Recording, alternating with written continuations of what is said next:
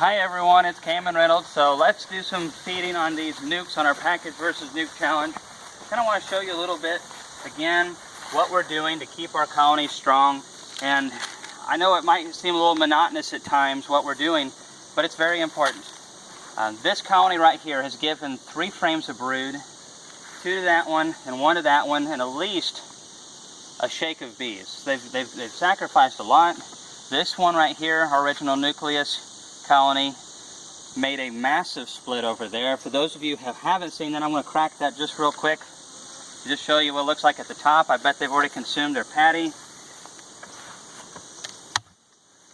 Well, maybe not. I can't remember when I gave it to them last. Yeah, they still got some. I just gave this to them 2 days ago. So they still got some of their patty. They got that feeder rim right here. Lots of bees in here. Great looking colony. They probably could use a little bit of sugar feed. But this colony is going to be really strong going into this fall flow. We could definitely split it again. And it doesn't necessarily mean we're going to break it in half again, but what you can do if you have, a colony like that and a colony like this one that are growing really big, is instead of breaking them both in half and taking a lot of bees from them, is just take a couple, maybe 2 frames of bees from here, 2 frames of bees from here, replace them with some drawn comb or foundation for your fall flow, and now you have a nice split that you can feed and give some pollen patty if necessary, and give them a queen, and you have yourself another colony, another insurance colony. And some of you are like, I don't really need any more bees. Well, it's an insurance policy, and if you end up with extra coming out of spring, I promise you, you can sell it to somebody if it's a nice nuke. Definitely can't split. So let's feed these 2 and see how they're doing, because this one, we split it heavily, and we really haven't checked it since then. We really haven't fed it much, just because I've been a little negligent. And this one right here, we pulled a lot from it, but it's still pretty big. So let's do the big one first. Actually, let's do the small one first. Let's do the small one first. So, it's got the inner cover. Okay, so yeah, we've caught some, wow, okay. So we've caught a few bees in here, which is frustrating. We got 1, 2, 3, 4, 5, 6, 7, 8, 9, 10, 11, 12, 13, 14, 15, 16, 17, 18, 19, 20, 21. Beetles and 4 or 5 bees. So we need to figure out a way to kind of keep the bees free of that a little bit more. They still can get up here a little bit and get into that. Alright. These bees look like they could use a little bit of feed. Population's definitely smaller than it was before. I am seeing capped brood down in here. I'll scoot this to the side. Oh yeah. Honestly, it doesn't take us long to do an inspection because we know what we're looking for. So look at that, capped brood. More capped brood. That's really good. Now I remember when I split this, all the brood frames and all the nurse bees we put over on this side. And we left most of the honey over here. Check this bad boy out. Boy, this makes me giddy. Look at that brood. A lot of it's already hatching out. That queen is so busy. Yeah, there's some bees hatching out in there. There's larvae. They're capping that over there. Oh, there's the queen. Red queen down in there. She's about to hit a year old in September. One of our Carney line queens. What a gal she is. We got capped brood over here. Oh, but wait, there's more.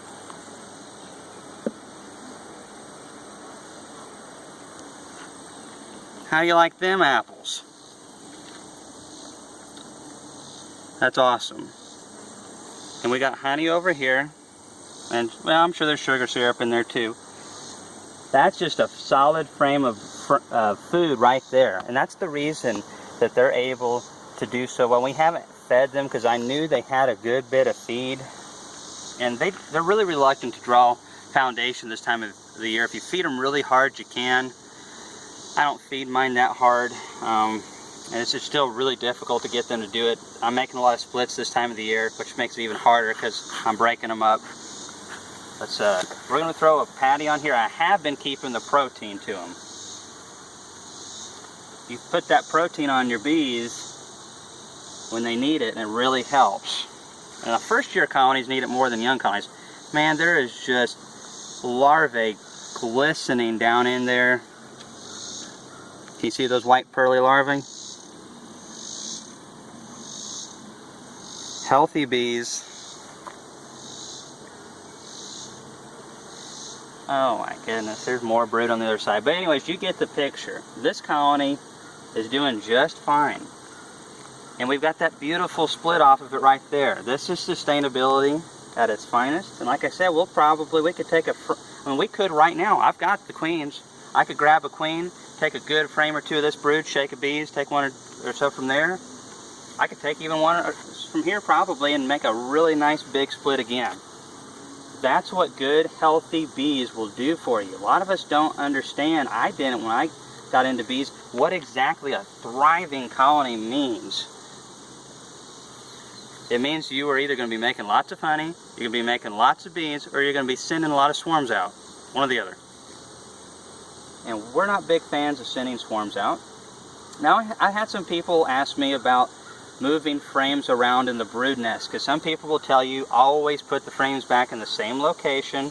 One, it's really hard for me to keep track of that. That's probably a good idea, but I've never noticed it making that big of a difference. Now, if you don't have enough bee coverage, that's what's most important to me. You can chill brood if you don't put them back, especially if it's in the winter time and they're brooding up and you take a frame of brood from here and you put it away from the cluster. That could cause some issues and you could lose some brood that way. But I'm not one of those guys that say you have to have the brood nest intact, you never mess with it. I believe that if you know what you're doing, and you can throw in a drawn comb in between some brood at the right time and help your queen not run out of room and create the stimuli of them wanting to swarm. So let's throw a patty in here. This right here is well over a pound. Let's squish this sucker. Alright. Get those bees down. It's really not a good idea to blow on bees, but sometimes you can get away with it. Just give them some slits to work with. That's a lot of patty right there. Probably a little bit more than what they have to have, but they'll be doing fine. Excuse me. Pardon me. Alright, there we go. Now, since they're not going to be able to get really good access from up top, what you can do, since you all have more time than I do, this is something that I would do, because the quicker they can consume this, the better. You have less small hive beetle problems eating your patty and making more of them. Is you can just take this tool and see where the frames, you got the gap right there, and you can just, if you got a sharp hive tool, then you can just kind of poke all the way through it. And that way they can access it from below and above and consume it in more areas. You know, just something that you can do, and now they'll be able to eat more of it from below. Just an idea. Alright, let's get these bees out of our way. Really happy with this colony. Really happy with our just nukes in general, and we're going to flip it like this again so that they have some head space so they can get to more of the patty. Eat it quicker.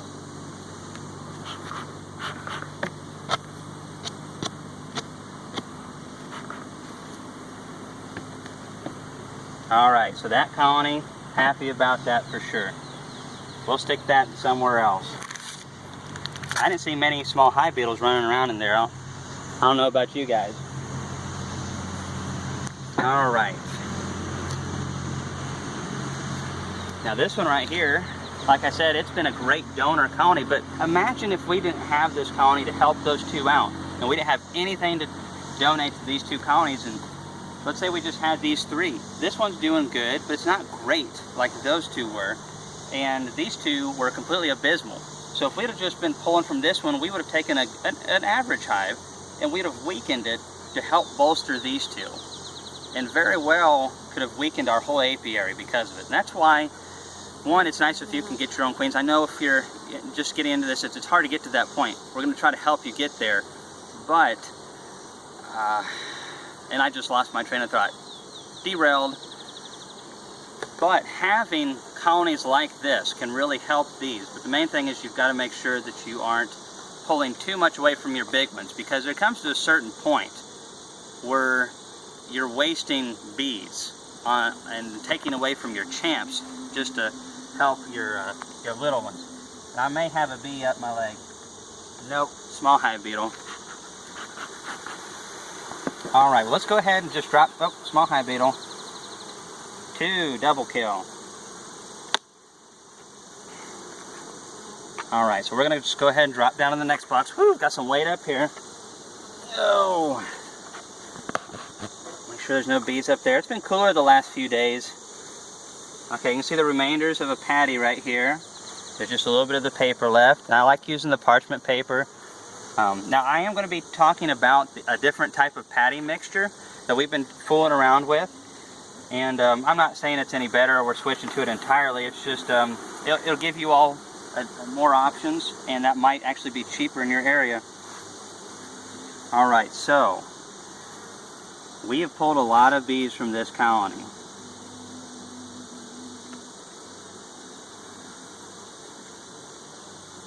Okay, there's food stuff over here from what we've been feeding. Now, see, what you could be doing is have all your brood placed below, have an excluder up here, and then that way you know that all of your brood and your queen is down below, and that's really a good idea. Wow, lots of larvae down in here. It's really nice.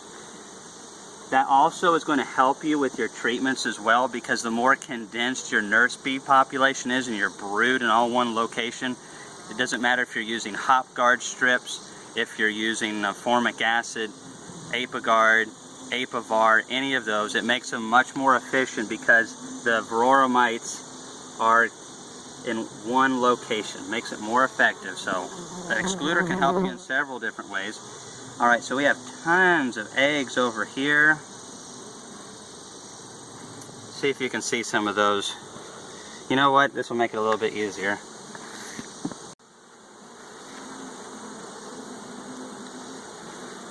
Alright, so we have eggs and larvae.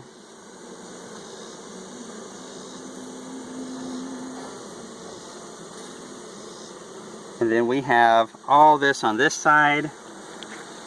And the other frame looks like it has some brood on it as well. So we're just going to stick this. We've seen quite a bit here.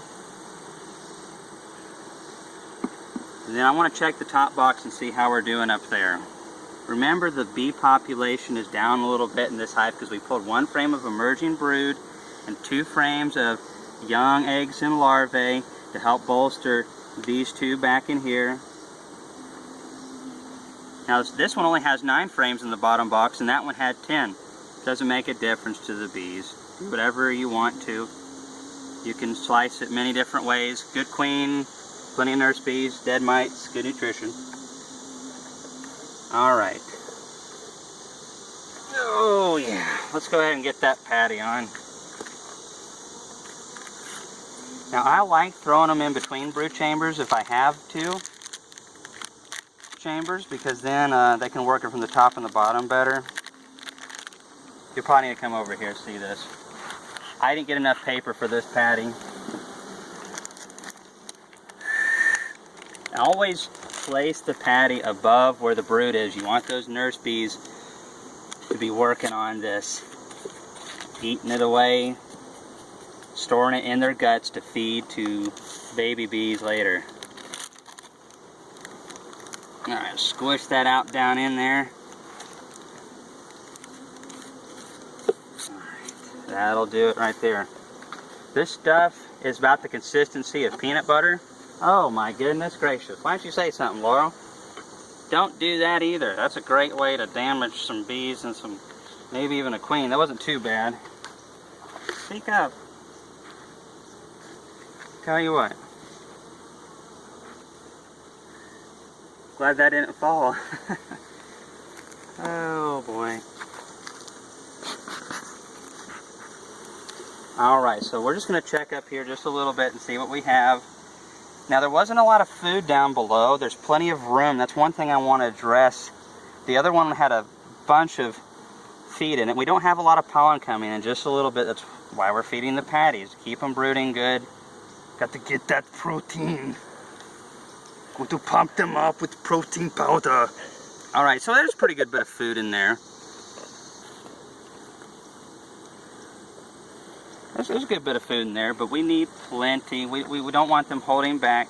And protein is the main drive that what makes them want to raise brood. What puts them into gear. Oh yeah, lots of larvae. Ooh, eggs, nice. But if they don't have enough sugar syrup or honey or nectar, if they don't have enough carbs come in, they also are going to hold back as well. This is the frame that we gave them from one of those over there that wasn't fully drawn, so hopefully they'll finish drawing that out for us. This is another one that we got from that other colony that wasn't fully drawn, but they've got a pretty good bit of stores in here. Actually, it's pretty well. Okay, so so the brood has been separated a little bit. And this heat, it doesn't make a big difference. Wow, lots of brood over here. That's great. Tons of brood in this frame. Healthy looking larvae that have royal jelly down in there. There's capped brood on that frame over there. I mean, we've more than seen what we needed to see. This colony is healthy. It's doing okay. The queen's laying. I don't have to see her. She's laying brood all over the place. And we're just going to give this colony a little bit of feed real quick. So we're just going to pour in some of this right here. Get these floats released.